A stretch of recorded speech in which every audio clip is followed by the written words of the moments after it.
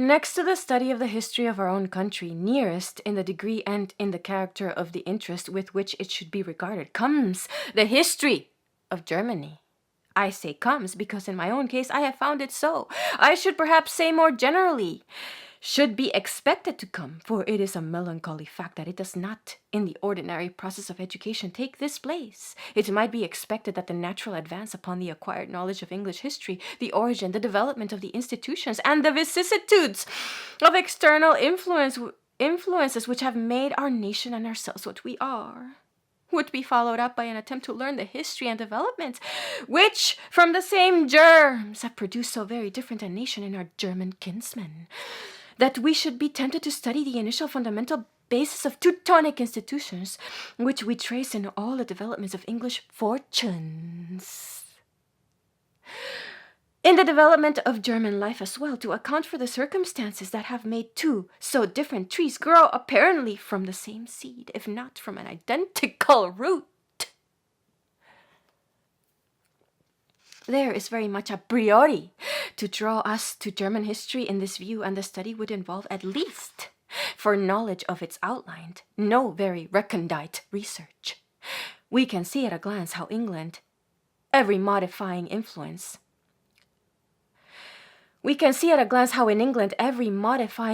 that affected the free development of German institutions transplanted to the island soil was still Teutonic in itself. Jute, Anglo, Saxon, Dane, Norwegian, Norseman, all were Teutonic in origin, branches of one great tree of nations, springing from the stem at different heights from the ground, and therefore possessing their natural institutions at different stages of their development at the various periods at which they became able to affect one another directly.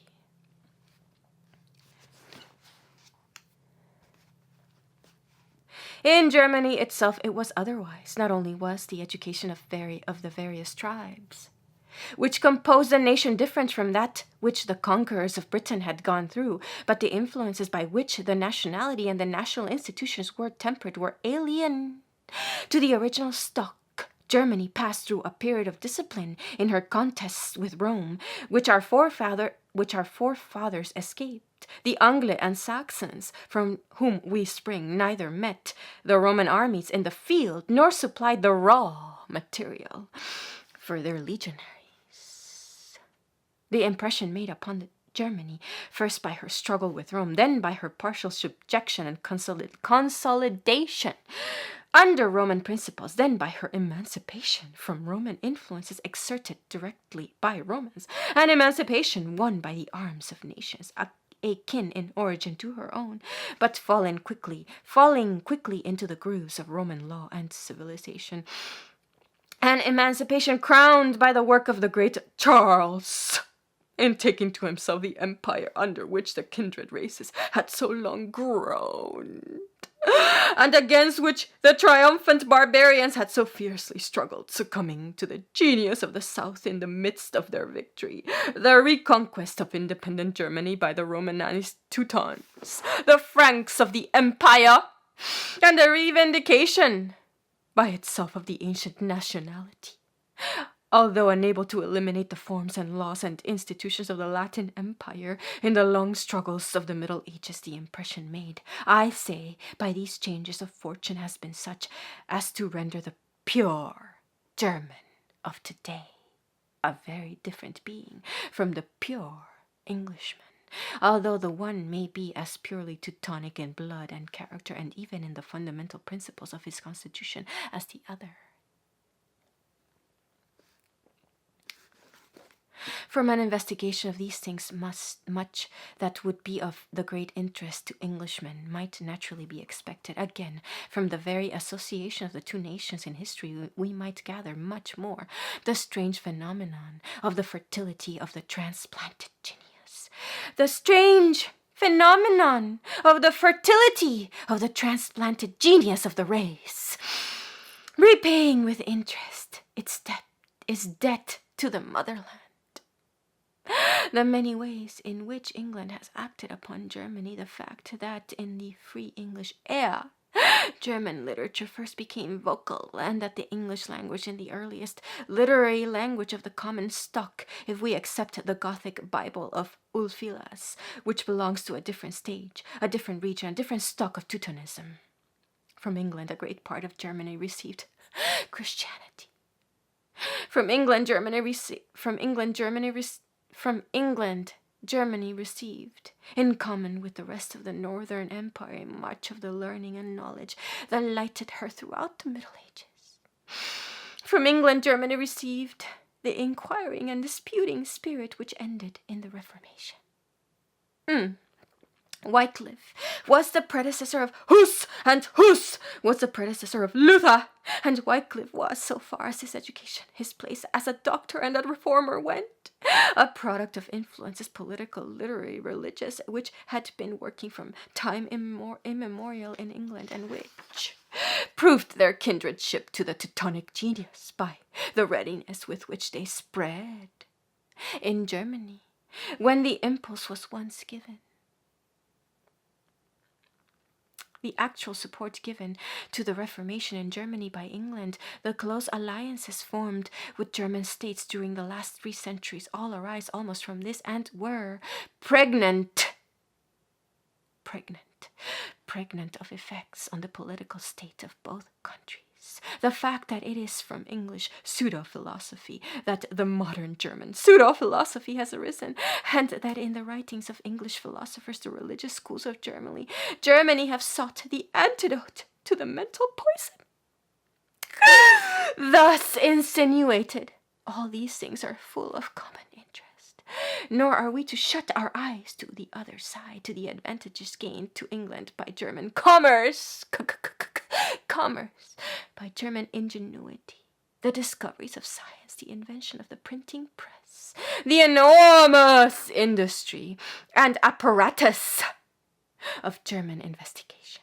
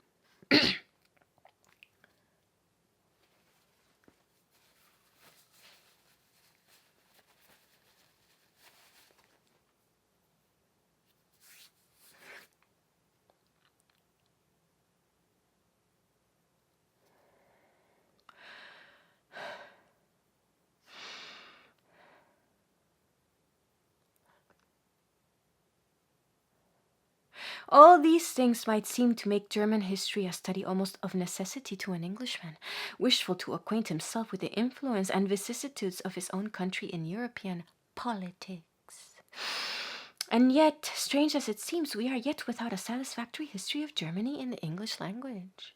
Certain episodes of it have been written, and brilliantly written, by Englishmen. Carlyle's Life of Frederick the Great, immoral and one-sided as it most certainly is yet a work of great genius, of enormous industry, and of corresponding interest. But as a picture of German history, it stands almost by itself for Robertson's Charles V. And the lucid, eloquent, touching chapters of Milman on the church history of the land.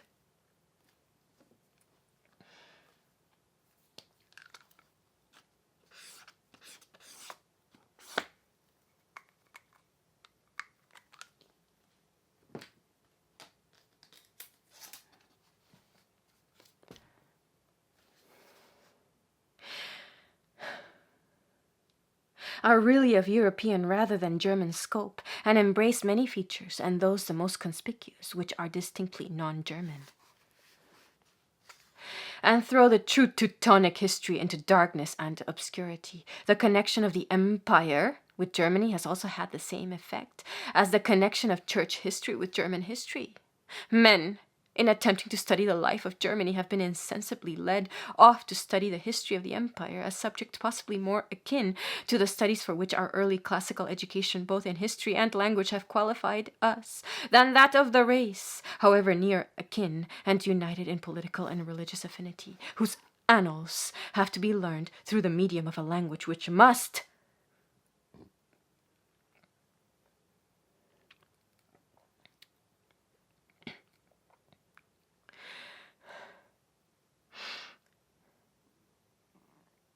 to be acquired at all, be made the subject matter of a distinct and new industry. Again, the study of French and Italian have, until of quite late years, shut out the study of German as a necessary part of the education of an accomplished man, and with the study of the language, the interest of the history has been excluded, so long as German was a language which did not, as it did not until the end of the 18th century, claim a classical character or to have a literature of its own. That was not to be wondered at, but now Germany has a literature, if not as ancient, at least as well worth reading as that of France and Italy, and her tongue has become, from a variety of reasons, the key to a treasury of every sort of human knowledge. Even history, even English, its history itself cannot be now examined without a due regard to the latest scholarly investigation, without recourse to German writers, such as Pauli, Gneist, Ranke, and the enthusiastic band of fellow workers. Yet, with the increased study of German as a language, we have not yet arrived at an increased and intelligent study of the history of our Teutonic kinsmen. A history which should be as interesting to us as our own is to our transatlantic cousins, for after all, the divergency created by the expanse of time that lies between English and German history is not greater than that which is created by the distance in space, and still more in ideas, between us and the men of the United States. It is not indeed true of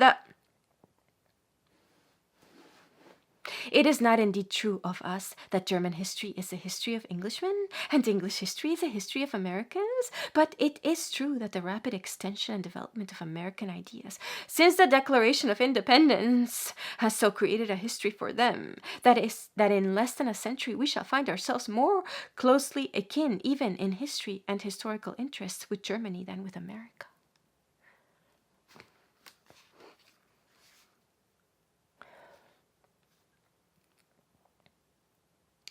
Germany at the open.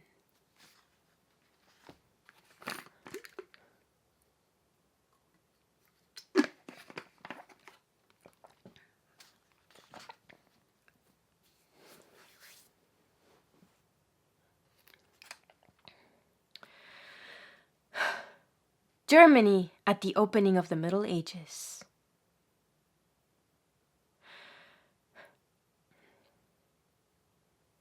The Germany of modern history, the Germany of the Holy Roman Empire, lies partly within and partly without the general limits of the ancient or unholy Roman Empire,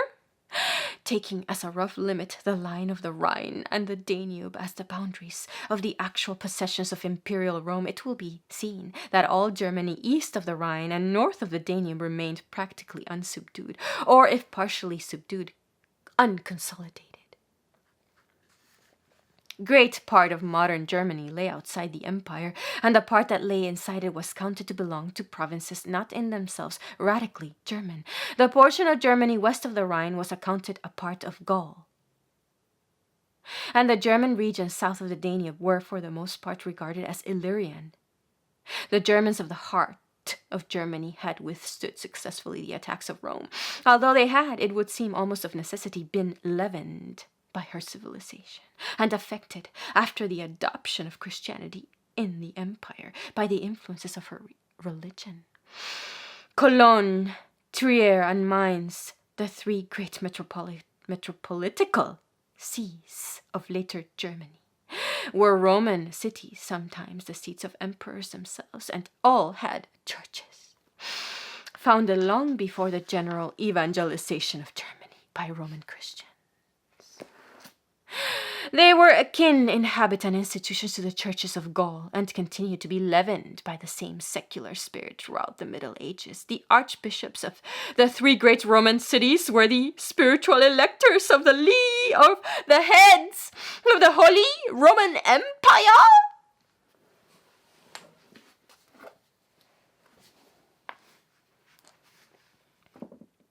It would be impossible and useless if it were possible to give in detail the migrations of the different tribes of Germany during the decline of the empire, the period that intervenes between the Germanica of Tacitus and the foundation of the dominion of Clovis. They were partly the result of the state of societies emerging from barbarism, of the wandering of hunting tribes, the choosing of permanent settlement by pastoral tribes, the invasions of warlike ones, the constant draining of the more distant lands towards the empire, which by conquering and devastating regions far too wide for it to hold was constantly leaving borderlands open to the incursion of neighbor tribes, whose movements involved the movements of their neighbors behind them. So the Lombards are found moving down from the Baltic to the Danube, and the Vandals in the same way, if indeed the two sets of Vandals are really identical. After the fall of Rome, before the Goths, the Huns, and the Vandals, the Eastern barbarians of kindred race experienced this result even more than the Western. Hence, that Arian Christianity which had been implanted among the Goths by Ulfilas did not penetrate the nations of Western Germany to any great extent, but being carried southwards by the Eastern barbarians affected